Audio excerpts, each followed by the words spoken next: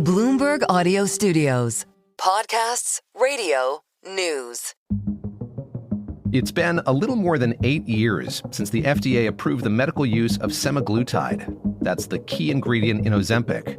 Since then, the market for diabetes and weight loss drugs has exploded. 300%, which is the increase in U.S. sales of Ozempic or similar medicines between 2020 and 2022. The popularity of those drugs on social media and in clinics is soaring, and many are receiving. For years, the patent for semaglutide in many countries has been held by one company, Novo Nordisk. Right now, we are focusing on diabetes, weight loss, and overweight. And the main reason for it is that the combinations of these three areas basically has 2 billion people in the world suffering from it. That's Novo's CEO Mike Dustar. On Tuesday, he spoke to Bloomberg TV about the release of their 2026 sales guidance. Dustar also spoke to Novo's earnings projections for 2026. While today you see a negative growth on the financial numbers, I see a lot of positive growth on the other sides of the business. Novo's stock slumped as much as 20% on Wednesday, after the company's Tuesday forecasts showed that sales would fall by as much as 13% this year. And the company's market value has fallen to about $215 billion from more than $600 billion in 2024. Not a good start to the trading day on Wall Street this Thursday. We've got shares of Novo down another 4%. Eli Lilly down 5.3%. Hims and Hers reportedly launched a copy of the Wegovy weight loss pill starting at $49, I guess. One of the key factors in the company's projections, competition from generic versions of its blockbuster drug. We're now reaching a moment where generic versions of this drug will start being available in large markets around the world, outside the U.S. and outside Europe. That's Bloomberg Health reporter Naomi Kresge. Previously, most of the world had only limited access to Novo's drugs, but Novo's patents for semaglutide are starting to expire in some big markets. We saw the first patent fall in Canada in January. A bunch more patents are going to lapse or expire in March in China and India and a number of other countries. Amber Tong covers the Asian pharmaceutical industry for Bloomberg. She and Naomi have been tracking patent expirations for semaglutide and the ripple effects those expirations will have. This effectively clears the way for drug makers to start creating generic alternatives to Ozempic and Wegovy, another Novo Nordisk drug that uses semaglutide. The FDA approved that one for weight loss in 2021. Amber says these changes won't happen overnight, but once generic versions of those drugs hit the market, the ramifications could be huge. And Novo's sales forecast for 2026 could be just the beginning. So we imagine it's going to be slow starting to start, but then when you look back, it will be a seismic change.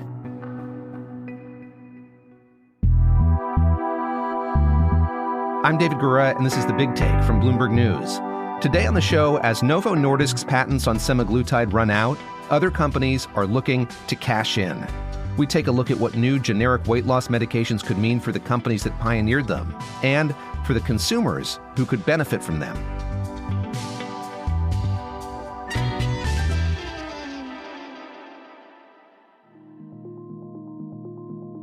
Today, the majority of the world's GLP-1 medications come from two pharmaceutical companies.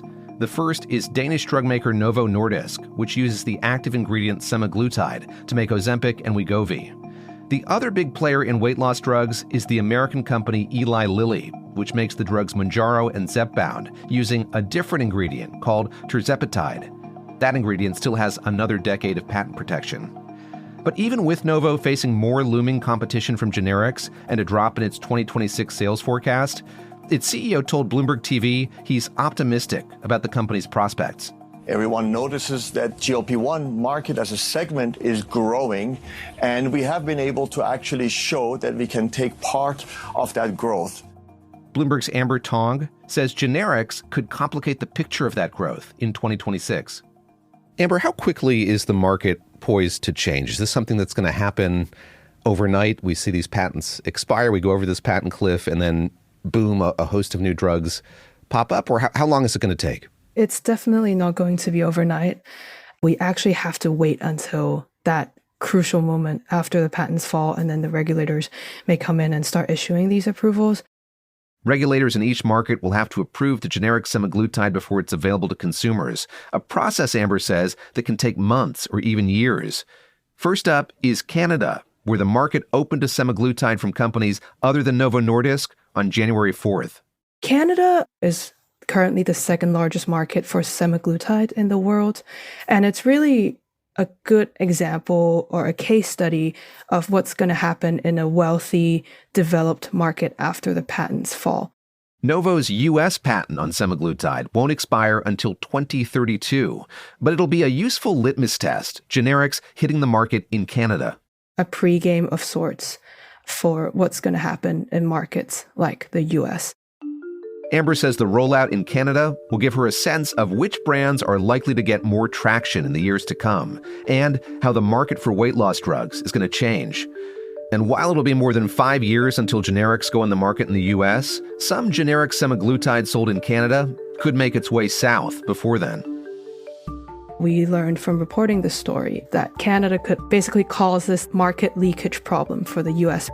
People in the U.S. may actually cross the border to get their drugs from Canada, or drugs from Canada could be imported into the U.S. through states like Florida.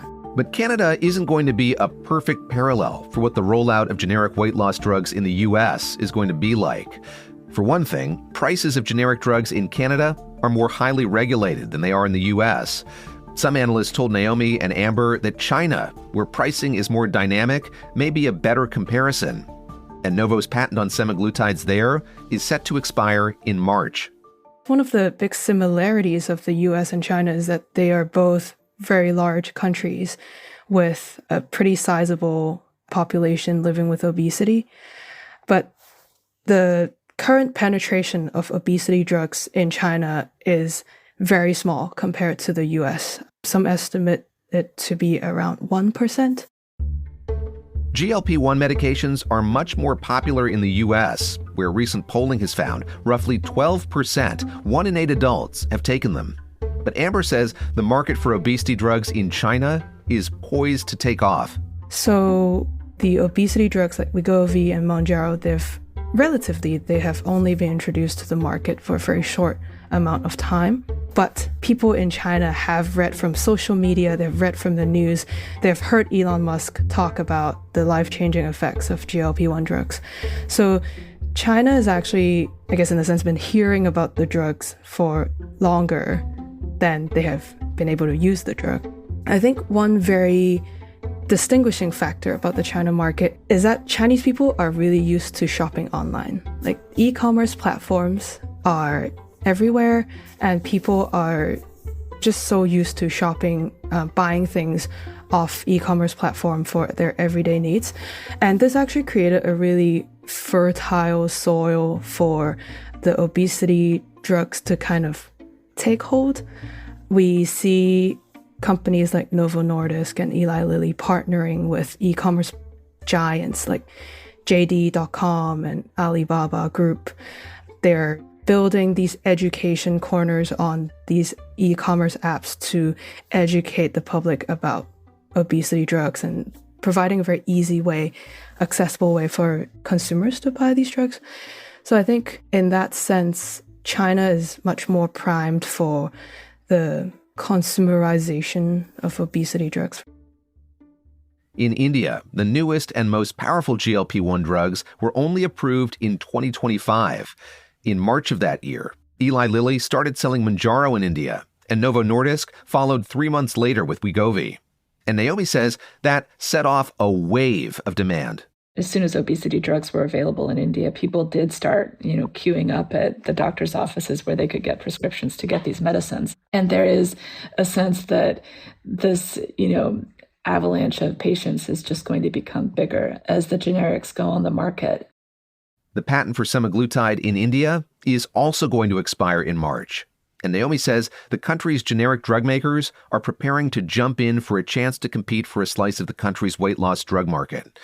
Worldwide, the financial services group Nomura projects the market for generic semaglutide will reach nearly $8 billion by 2030. About 15% of that market will be in India. With all that competition, analysts expect the prices of weight loss shots there will drop by as much as 50%.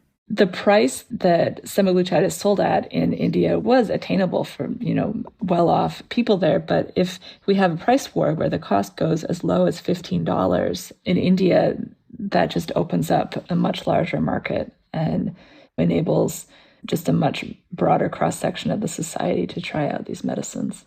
Naomi, picking up on that, it makes me wonder sort of how these pharmaceutical companies that have been making these drugs, so Novo and Eli Lilly, are thinking about this moment, how worried they are about the prospect of generics now coming onto the scene. What are we hearing or seeing from those companies as we approach this moment? So Novo has tried to put an estimate on the impact of generics for this year, and they've told investors that it'll have an impact on sales. And I think one really interesting thing from a Novo perspective to watch is to see how they have dropped the price of the name brand Wegovy and Ozempic in China and in India as well.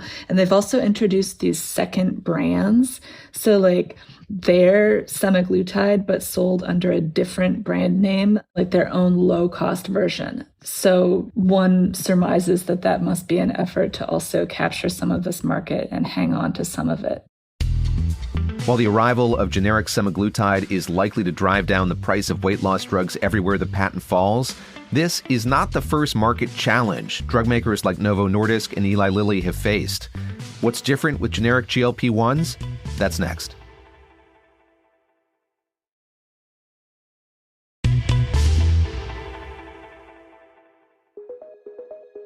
In early 2022, Novo Nordisk was struggling to manufacture enough Ozempic and Wegovy to keep up with demand. That March, the FDA added those two drugs to its shortage list, which opened the gates for compounding pharmacies to make their own copycat versions of the semaglutide medications. I asked Bloomberg's Amber Tong what makes the arrival of generic versions of Ozempic and Wegovy different.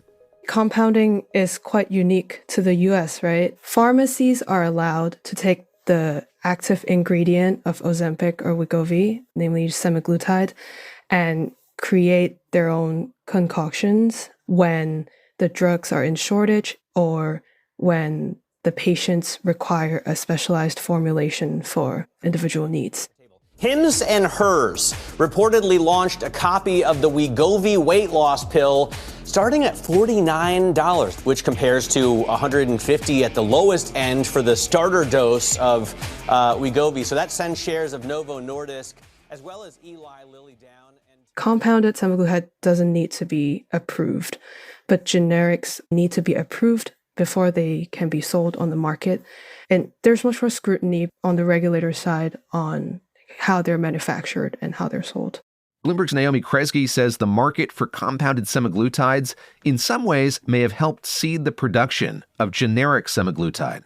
People have told me that, interestingly enough, part of the reason why compounders could be so successful in the U.S. with compounded Wegovy is that, the compounders weren't making the drug ingredient themselves. They were buying it from somebody. So who were they buying it from? They were buying it in some cases, and probably in many cases, from generic drug makers that had already figured out and planned and, started producing semaglutide in anticipation of the, drug becoming generic in a lot of markets. And so it's not an overnight, sudden, clap your hands and it's done thing for a generic drug maker to figure out how to copy a complex medicine like semaglutide. And so people have told me in the industry that availability and existence of this drug ingredient that had been prepped already just meant that some companies could ship it to the US and sell it to compounders. Essentially, drug manufacturers in China and India got a head start on semaglutide production, and they have those compounding pharmacies to thank. As it stands, roughly 1 in 4 generic drugs Americans take relies on key ingredients from China, and the bulk of the U.S.'s generic pharmaceuticals are made in India. China is better at making the raw ingredients, the building blocks for the drugs. But Indian companies are better at actually doing the development work and filing the paperwork to secure approval and actually market those drugs overseas. And now that patents on semaglutide are ending, they're positioned to get even more dominant. I think it's mainly going to underscore the key role that China and India have in manufacturing drugs for the world. So for a lot of Chinese and Indian companies, this is actually a great business opportunity that they're really hoping to seize. Amber and Naomi say the arrival of generic semaglutide is not just a huge event for the pharmaceutical industry, it's also potentially a game changer for global health, one that comes at a critical moment. I think we should take a step back and imagine what the world is going to be like without these drugs. We spoke to someone from the World Obesity Federation for the story, and she noted that currently 1 billion people around the world are living with obesity or overweight. And by 2035, that number could grow to 4 billion. And a lot of that burden is falling on global south countries, developing countries like China and India and Nigeria. So if nothing is done, if things don't change, then the population of people with obesity and at risk of the consequent cardiometabolic complications and other health issues, that's going to really balloon over the next decades.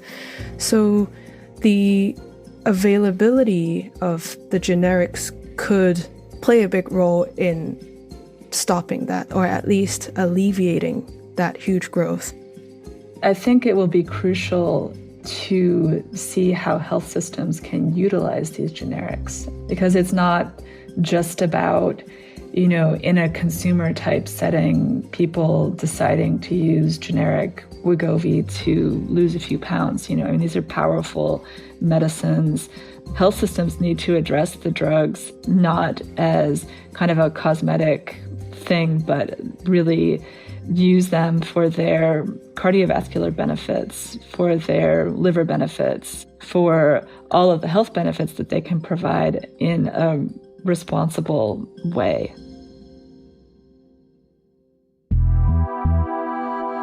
This is The Big Take from Bloomberg News. I'm David Gura. To get more from The Big Take and unlimited access to all of Bloomberg.com, subscribe today at Bloomberg.com/podcast offer. If you like this episode, make sure to follow and review The Big Take wherever you listen to podcasts. It helps people find the show. Thanks for listening. We'll be back tomorrow.